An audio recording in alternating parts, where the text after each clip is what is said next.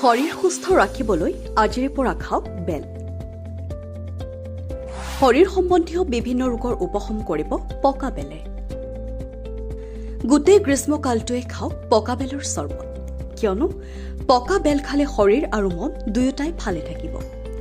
প্ৰতিটো ঋতু পৰিৱৰ্তনৰ সময়ত লৈ আহে নানা শাৰীৰিক সমস্যা, কিন্তু ঋতুগত ৰোগবোৰ সেই ঋতুত প্ৰচুৰ পৰিমাণে পোৱা ফলৰ দ্বাৰা প্ৰতিৰোধ কৰিব পৰা যায়। বসন্তকালত ঋতুগত ৰোগৰ অন্ত নাই, সেইবোৰ আৰোগ্য কৰাত বেল ফল অত্যন্ত উপকাৰী। বসন্তকালৰ পিছতে আহে গ্ৰীষ্মকাল। গোটেই গ্ৰীষ্মকালটোৱে খাওক পকা বেলৰ চৰ্বত, কিয়নো পকা বেল খালে শৰীৰ আৰু মন দুয়োটাই ভালে থাকিব। সাধাৰণতে ফাগুনত মহাশিৱৰাত্ৰিৰ ব্ৰতৰ সৈতে পকা বেলৰ আগমন ঘটে। তাৰ পিছত বেলৰ গুণাগুণ দীৰ্ঘম্যাদী হয় গোটেই গ্ৰীষ্মজুৰি। আমাৰ শৰীৰক বেল ফলে কেনেদৰে স্বাস্থ্যৱান কৰি ৰাখে জানো আহক। বেলৰ মুখ্য গুণ হৈছে যে ই পেট শীতল কৰি ৰাখে। গৰমৰ সময়ত বেলৰ চৰ্বত বা বেলৰ পানী খালে শৰীৰৰ ভাগৰ আঁতৰ হয়। ইয়াত ভিটামিন এ থাকে, ফলস্বৰূপে এই ফলটো চকুৰ বহুতো সমস্যাত কাৰ্যকাৰী হয়। ই চকুৰ বিভিন্ন ৰোগৰ পৰা সকাহ দিয়ে। বেল পেটৰ পুৰণি ৰোগ নিৰাময়ৰ ক্ষেত্ৰতো কাৰ্যকৰী।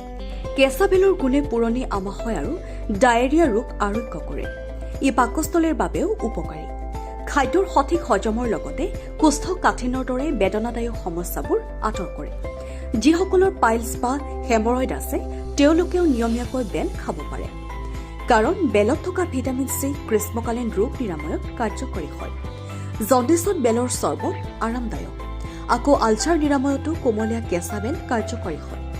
বহু ক্ষেত্ৰত আলচাৰ উপশম ৰখাৰ বাবে পকা বেল খাব পাৰি। বেলৰ পাত গোটেই ৰাতি তিতি ৰাখি তাৰ পিছত পোৱা মিশ্ৰণটো খালে আলচাৰ নিৰাময়। চৰ্বত নকৰি চেনি অবিহনে বেল খালে আৰামদায়ক হয় ডায়েবেটিছৰ ক্ষেত্ৰতো। ই আৰ্থ্ৰাইটিছ বা গাঁঠিৰ বিষ হ্ৰাস কৰে। পকা বেল খালে কৰ্মশক্তিও বৃদ্ধি কৰে, লগতে তেজ পৰিষ্কাৰ কৰি ৰাখে। তেজ পৰিষ্কাৰ কৰি ৰক্ত সঞ্চালন স্বাভাৱিক কৰি ৰখাটো সহায় কৰে। বিষাক্ত পদাৰ্থ আঁতৰাই শৰীৰ পৰিষ্কাৰ ৰখাটো সহায় কৰে। সংক্ৰামক ৰোগৰ সমস্যাও হ্ৰাস কৰা, ছালৰ আৰ্দ্ৰতা নিয়ন্ত্ৰণ ৰখাটো বেল অদ্বিতীয়। News desk report, NDTV।